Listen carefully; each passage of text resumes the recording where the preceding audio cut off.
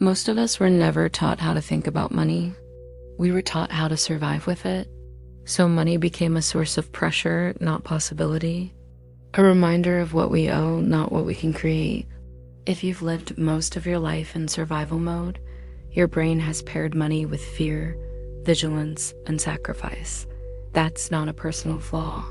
That's conditioning. Today, I want to walk you through how to shift out of that survival loop and into a healthier, more empowered relationship with money. One where money becomes a tool, not a threat.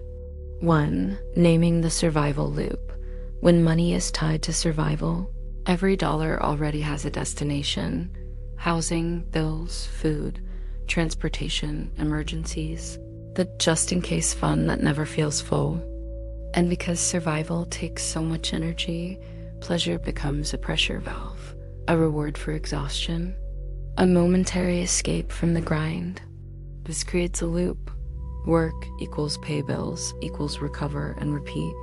The first step out of scarcity is simply recognizing this loop is not a personal failure. It's a system you inherited. 2. Rewriting the internal story about money. Scarcity isn't just a lack of money, it's a lack of safety. So the shift begins internally, not financially. Try these prompts. Money is. Money allows me to. I use money to. I want money to feel like. Most people discover their beliefs were inherited, not chosen. This is where you begin to reclaim authorship. 3. Separating survival money from identity money. When all money is one pile, the nervous system stays in panic mode. Create 3 simple categories. Survival money, the basics. Stability money, the buffer. Identity money, the future you're building. Even if the amounts are tiny, the separation rewires your brain. Some money keeps me alive. Some money builds the life I want. This is the first structural shift out of scarcity. 4. Moving from money leaves to money circulates. Scarcity says money disappears. A healthier mindset says money moves with purpose.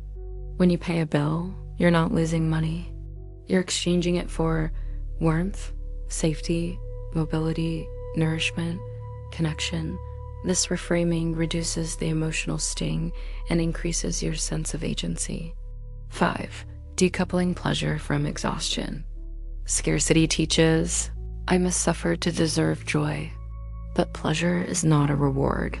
Pleasure is regulation. Pleasure is restoration. Pleasure is part of a healthy nervous system. When you stop tying pleasure to depletion, you stop using money to self-soothe and start using it to support your well-being. 6. Practicing micro moments of financial autonomy. Autonomy, not wealth, is what actually changes your money mindset. Small choices matter. Choosing a cheaper option because it aligns with your values, not because you have to. Saying no to spending that drains you.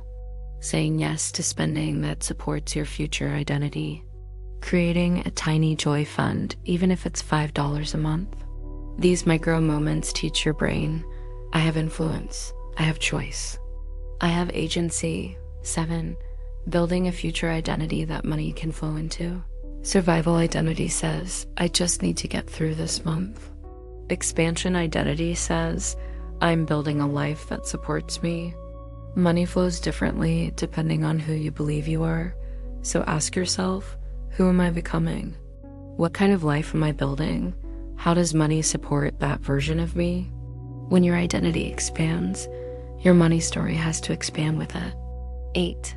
A new guiding question. Instead of asking, how do I afford this? Why is money always leaving? What bill is this for? Try asking, what job do I want this dollar to do for me? This single question shifts you from reaction to authorship. You don't have to jump from scarcity to abundance overnight. You just need to take one step, one new belief, one new habit, one new boundary, one new moment of choice.